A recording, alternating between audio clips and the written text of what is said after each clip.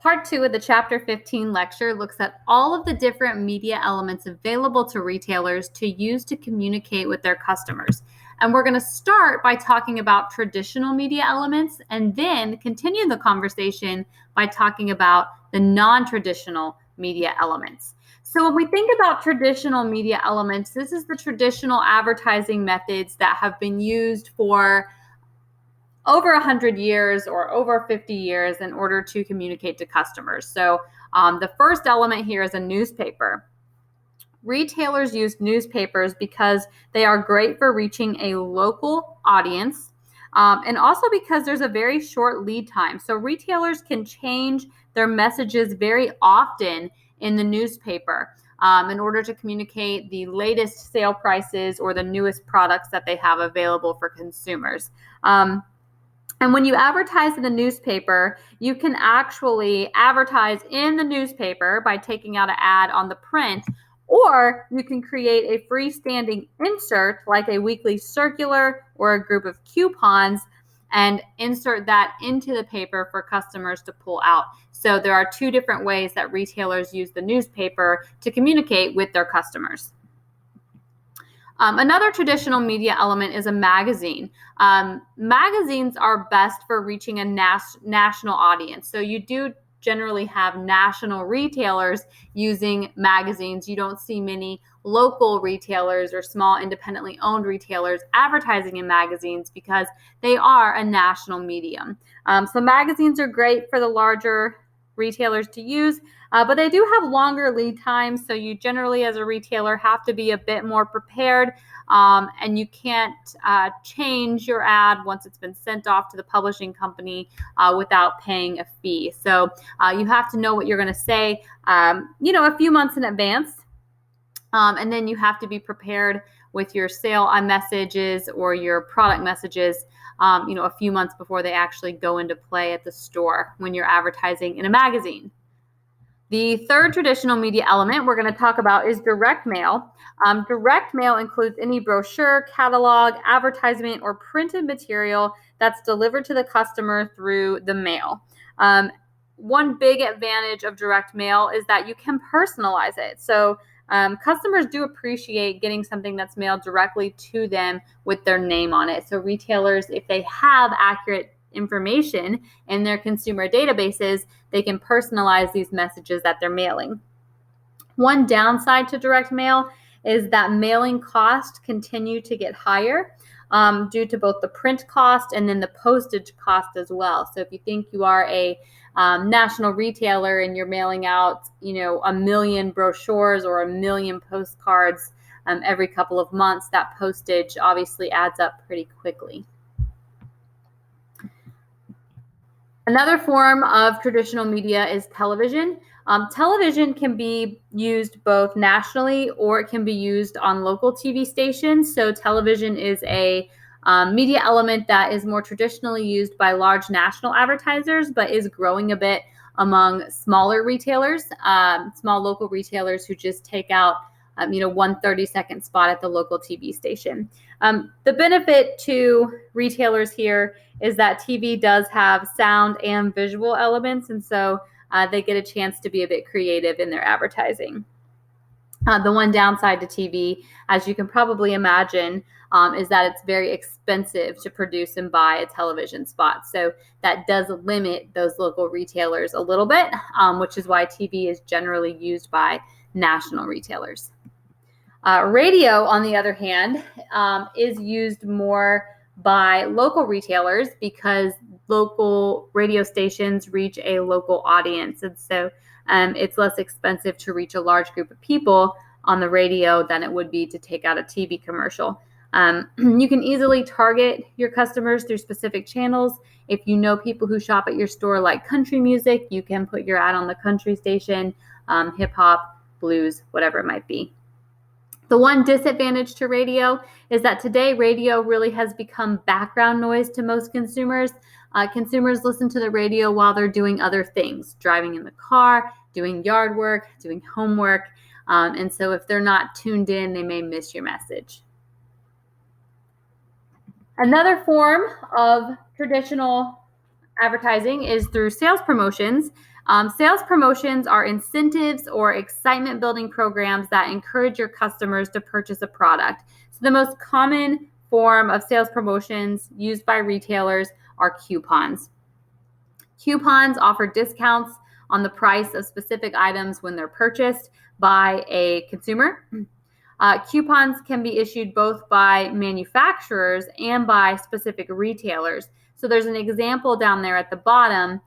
Kellogg's is a brand, and if they issue a coupon, that coupon can be used at any retailer that sells the product. And then store-specific or retail-specific coupons would be like the Yankee Candle coupon on the right side of your screen. That coupon can only be redeemed at Yankee Candle stores. Coupons can be mailed to customers, delivered through the newspaper. They can be handed out in-store or even attached to the product on the shelf. So coupons are very good for inducing a trial of a product or getting customers to make repeat purchases. The downside is that retailers have to determine how to allocate the cost, especially for those manufacturer coupons, because the retailer then is giving a discount on a product. Now, most of the time, the manufacturer is going to reimburse the retailer for the cost of the coupon, which is a very positive thing. So continuing on to talking about our traditional advertising, traditional communication elements. The next one is in-store marketing. So in-store marketing is important because customers often make purchase decisions once they are in the store. So store environment elements can play a large role in the buying process. So one example of in-store marketing is through samples.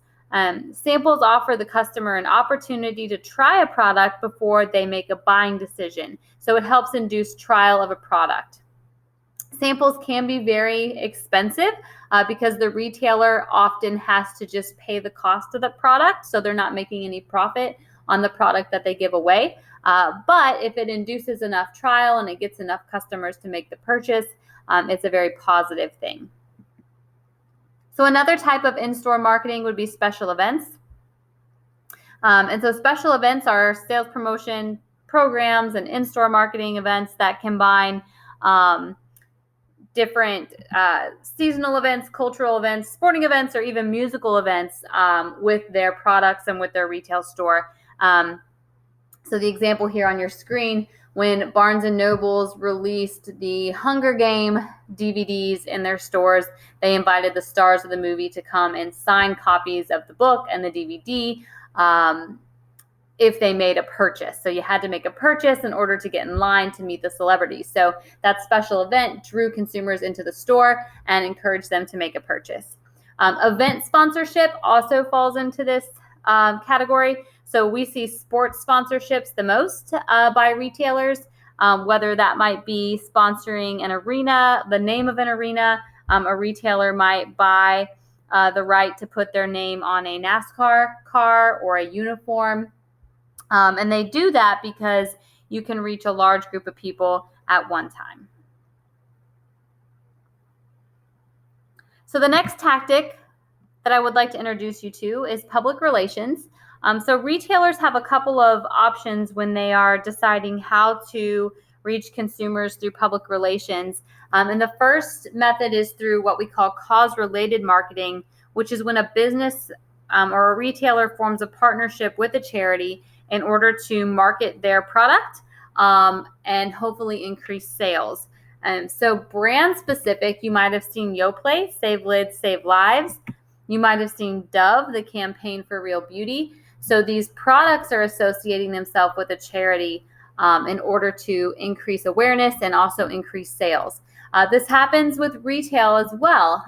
Macy's does Go Red for Women, and they sponsor the Heart Foundation. So they have a couple of days a year where if you make a purchase, they make a donation to the Heart Foundation. But they also benefit because consumers come in and make that purchase because it is tied to a charity. So in the Chapter 15 discussion, you could talk about what types of cause-related marketing campaigns you've seen retailers participate in. It's very easy to come up with a list of brands that participate in cause-related marketing. It's a little bit trickier to think to retailers that use cause-related marketing. So see if you can think of any, and let's talk about them in the discussion boards. Another form of public relations is product placement, and this is when retailers pay to be a part of a movie or a TV show. So I don't know if you're familiar with The Big Bang Theory, but if you watch The Big Bang Theory, Penny, one of the main characters in the early seasons, worked at the Cheesecake Factory. And fun trivia fact, if you look closely, the interior is not quite what you would see, nor are the uniforms, but they use the name Cheesecake Factory. And so, of course, Cheesecake Factory is thrilled to have more than 17 million people hear their name almost every week. And so we've seen other retailers partner with TV shows. There was almost an entire episode of Modern Family filmed in a Target store. So Target was the retailer here that had their brand exposed to millions of consumers by being a part of the show. So let me know if you've seen other retailers pop up in movies or TV shows, and what retailers they are, and what shows they are as well. So with public relations, we finish our conversation on the more traditional media elements that are used to reach consumers. And we're going to move on to talking about some of the non-traditional media elements. And these are called non-traditional because they haven't been around as long as the traditional media elements. So we've only seen these non-traditional media elements in use by retailers for the last 20 years or less. And so the first non-traditional media element would be a website. It's almost necessary for a retailer to have a website today. Most retailers do. And they use websites because you can post information about your retail store on there. Consumers go to the internet first when they're searching for information. So if a consumer is searching for information, you definitely want them to find your retail website as compared to your competitors. But you can use the website to build your brand. You can use the internet to host an online community. And you can also use your website to sell merchandise over the internet as well. So lots of things you can do. And I have an example of the PPG Paints website here. And even if paint can't be sold on the internet, PPG Paints as a retailer has their website put together so that consumers can go and get information, read about color selection, figure out how much paint they're going to need to do their room, etc. So websites are a communication tool to talk to your customers. Search engine marketing is very popular with retailers. And search engine marketing is using search sites to improve the visibility of your own website. So you can see my son turned 1 in May. And so I did a quick search for a boy's first birthday gift. And what comes up first are these shop for the boy's first birthday gift. And you can see Saks Fifth Avenue has an ad, Walmart has an ad, and Kohl's has an ad up there. And then Toys R Us down below. They were still open in May of this year. So all of these retailers, the ones up top, paid to have their ads displayed to me as a consumer. So that's search engine marketing. And you can tell that a retailer paid because the ad is going to say sponsored. So based on your search query, we think you are trying to find this product. So here are some products we think you would like. Another way to use search engine marketing is to buy ads in Google Places and keep your place profile updated. So when a consumer does a map search, your retail establishment comes up. So if I look for food in Milledgeville, you can see that from the search I did in my office in Atkinson, these were the retailers who popped up closest to me. Another form of non-traditional media that retailers use is email. So email is considered a non-traditional media element. And this is sending messages over the internet to specific individuals. So it's very personalized. And the better your email list, the more effective your message is going to be. But you can see that so many emails get sent by retailers that Google has instated a promotions tab to keep all of your retail emails together in one place there. Another non-traditional media element would be mobile communication, and this could be optimizing your website to be used on a phone or a tablet. It could be mobile commerce through an app, or it could even include text message marketing. So how many of you are receiving text messages from retailers? So what retailers do you subscribe to? This one here would be Old Navy, but Bed Bath & Beyond uses text message marketing. I get text messages from the Shane's Rib Shack in Milledgeville, so that is a retailer using mobile text message marketing. So I'm curious to how many of you accept text message marketing and what retailers you allow to text you. So another non-traditional media element is social media. So social media connects people with other people, not just a brand or a retailer, and it encourages interaction and engagement. So you will see Target has a Facebook profile where they talk about the products they're going to sell. They announce which superhero girls' dolls are going to be available.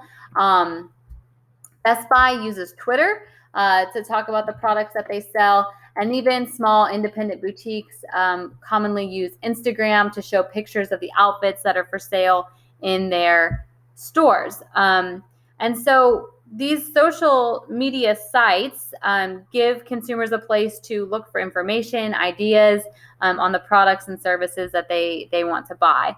And it encourages customers to talk to each other about the products that are available as well. So what I'd like you to do is to think about how your favorite retailers advertise and what combination of traditional and non-traditional methods that they use. I want you to think about a specific retailer and the elements they use. And I want you to think about also whether or not it's effective. So there are some stores that target millennials, and so maybe they use certain kinds of communication methods, while there might be other retailers that target the baby boomers or Gen X. So think about which advertising and communication methods are best to reach those specific customers. So you can post your thoughts in the discussion board for Chapter 15 on those couple of questions.